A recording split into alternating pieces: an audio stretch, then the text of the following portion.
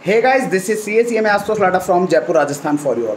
सो guys, इस video के अंदर हम लोग डिस्कस करने वाले हैं एग्जाम्शन के क्राइटेरिया को, चाहे वो एग्जाम्शन आपका CA इंटर का हो चाहे CA फाइनल का हो। तो दोस्तों, यहाँ पर कल से जब से रिजल्ट आया है CA फाइनल का जुलाई 2021 का, तो यहाँ पर मेरे साथ काफ़ी सारे स्टूडेंट्स के मैसेजेस एंड कॉल्स थे कि दैट सर हमारी एग्जाम्शंस को लेकर के क्या रूल हैं, किस तरह हम लोग एग्जाम्शन को क्लेम कर सकते हैं। तो दोस्तों, मैं इस वीडियो के माध्यम से आपको हर एक केस आप लोगों के साथ पूरा क्रिस्टल क्लियर कर दूंगा। वीडियो को एंड तक देखना, अगर पसंद आए तो थम्स अप देना मत भूलना। एंड चैनल सब्सक्राइब नहीं किया है तो सब्सक्राइब कर लीजिएगा। टेलीग्राम चैनल पर कनेक्ट हो जाइएगा, CA आशुतोष लाटा के नाम से टेलीग्राम चैनल आपको मिल जाएगा। अब दोस्तों, सबसे पहली चीज़ कि दैट हम लोग अगर हमारा सपोज से एक अटैम्प्ट है, आज से पहले हमारी कोई एग्जाम्शन नहीं है, तो क्या हम लोग एग्जाम्शन कितनी अवेल कर सकते हैं। तो आप लोग उसमें अगर आपके एक ग्रुप में 4 पेपर होते हैं, तो अगर आप लोगों के 4 में से 3 पेपर एग्जाम हुए एंड 4th पेपर में अनफॉर्चुनेटली 40 मार्क्स नहीं आ पाया, तो सिंगल अटेम्प्ट के अंदर अगर आपको किसी पर्टिकुलर ग्रुप में 3 एग्जाम्शन भी आई है तो आप तीनों एग्जाम्शन अवेल कर सकते हैं।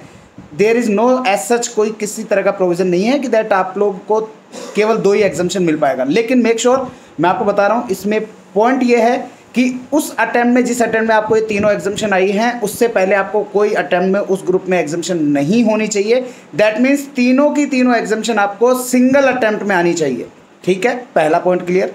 सेकंड पॉइंट ये कि दैट सर मेरा पिछले अटेम्प्ट के अंदर किसी ग्रुप में एक एग्जाम्शन था और इस बार मेरे को कुछ रिमेनिंग उसी ग्रुप के कोई सब्जेक्ट के अंदर एग्जाम्शन आ गया, तो क्या मैं एग्जाम्शन ले पाऊंगा इस दूसरे सब्जेक्ट की। तो इसके लिए मैं एक एग्जांपल के तौर पे लेता हूं। जैसे CA फाइनल के फर्स्ट ग्रुप के अंदर आपको FR फाइनेंशियल रिपोर्टिंग के अंदर आपको एग्जाम्शन थी लास्ट अटेम्प्ट में। दैट मीन्स हम लोग बात कर रहे हैं नवंबर 2020 अटेम्प्ट के अंदर आपको एग्जाम्शन आई FR में। फिर आपका उस टाइम पर ग्रुप क्लियर नहीं हो पाया, अब आप लोगों ने ग्रुप दिया, वापस से ग्रुप 1 दिया। ग्रुप 1 के अंदर आप लोगों को इस बार FR पिछली बार एग्जाम थी, SFM में या लॉ में या किसी भी अदर सब्जेक्ट में आपको इस बार एग्जाम्शन आ गई, या मैं यूं कहूं कि पिछली बार FR में थी, इस बार आपको अदर 2 सब्जेक्ट में एग्जाम्शन आ गई।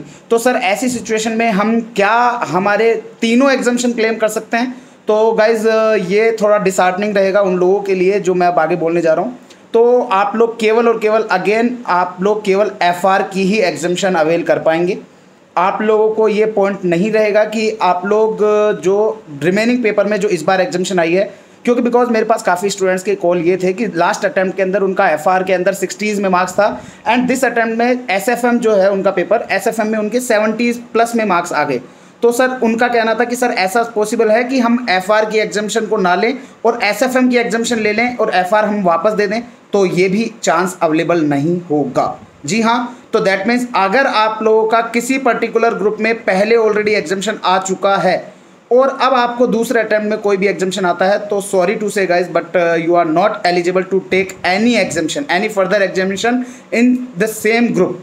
हाँ, लेकिन एक ऑप्शन है, अगर सपोज से आप लोगों का नवंबर 2020 के अंदर आप लोगों का FR सब्जेक्ट के अंदर एग्जाम्शन आया था और अब की बार आप लोगों ने बोथ ग्रुप दिए थे एंड आप लोगों को अब की बार सेकंड ग्रुप के किसी सब्जेक्ट में एग्जाम्शन आ गया, तो yes, you are eligible to take exemption of that subject.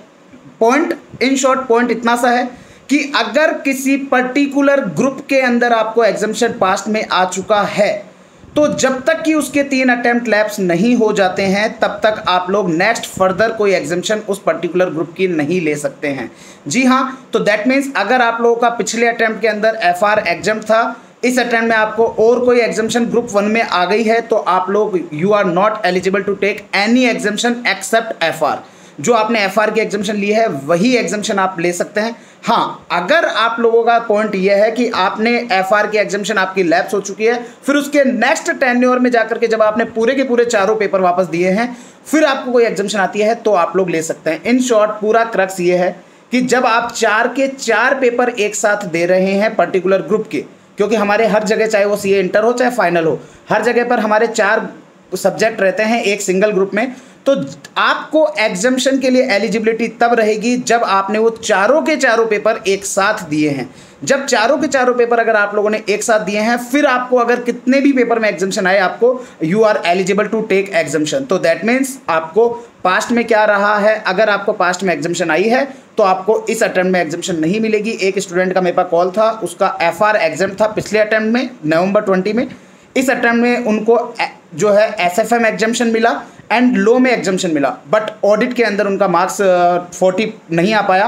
तो ऐसी सिचुएशन में उनको आगे इट्स डेफिनेटली ये मेरे लिए एक गलत चीज़ है जो बोलने को, बट जो फैक्ट है जो मैंने एग्जामिनेशन डिपार्टमेंट से जो मैंने कंफर्म किया, तो मुझे जो जवाब मिला वो यही था कि दैट अगर FR एग्जाम थी पिछले अटेम्प्ट में, तो अब आपके अगर रिमेनिंग 2 पेपर में और एग्जम्पशन आई है उस पर्टिकुलर ग्रुप में, तो आप एलिजिबल नहीं होंगे उस ग्रुप की एग्जम्पशन लेने के।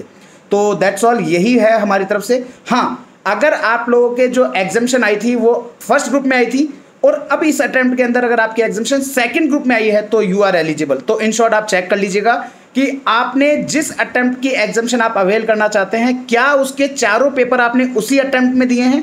अगर उसी अटेम्प्ट में चारों पेपर दिए हैं तो आपको एग्जम्पशन डेफिनेटली मिलेगा। और एग्जम्पशन के नंबर्स जो हैं वो आप 1, 2, 3 तक आप ले सकते हैं, क्योंकि चौथे में भी अगर एग्जम्पशन आ जाएगी तो ग्रुप ही क्लियर हो जाता।